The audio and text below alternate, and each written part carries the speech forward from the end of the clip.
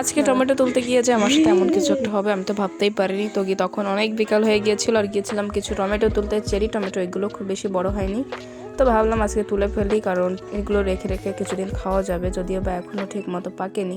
তো এখানে আমি, আমার বোন, আমার ভাইয়েরা আমরা মজা করে চেরি টমেটো তুলছিলাম। আসলে লাগাতে অনেক কষ্ট হলেও কিন্তু হারভেস্ট করার সময় অনেক বেশি মজা লাগে। তো এগুলো তোলার পরে হঠাৎ করে এগুলো হাত থেকে পড়ে গেল, যদিও বা এটা কারোর ভুল না, তবু সমস্যা না, আমরা সবগুলো আবার নিয়ে নিয়েছি। তারপর এখানে কিছু ব্ল্যাক টমেটো নিয়ে নিলাম। এগুলোর নাম আসলে আমি ভালো জানি না, তবে এই টমেটোর যে প্যাকেটটা ছিল বিচের, ওইটাতে লেখা ছিল ব্ল্যাক টমেটো। তো আমি জানি না এখন এটা কখন হারভেস্ট করতে হয়, বাট আমি ভাবলাম দেখি তুলে রেখে দিই বাড়িতে পাকে কিনা। তারপর এখানে একটা বেগুন হারভেস্ট করার জন্য রেডি হয়ে গিয়েছে, দেখতে কিন্তু অনেক সুন্দর হয়েছে বেগুনটা। আমি এই পলিথিনটা দিয়ে ঢেকে রেখে দিয়েছিলাম, তো সেটাও তুলে নিলাম। আর তারপরে দেখলাম আরও কিছু চেরি টমেটো বাকি থেকে গিয়েছে, সেগুলো তুলে নিলাম। আর এটাই ছিল আজকে ছোট্ট একটা হারভেস্ট। তোমাদের কেমন লাগলো ভিডিওটা অবশ্যই আমাকে জানিও।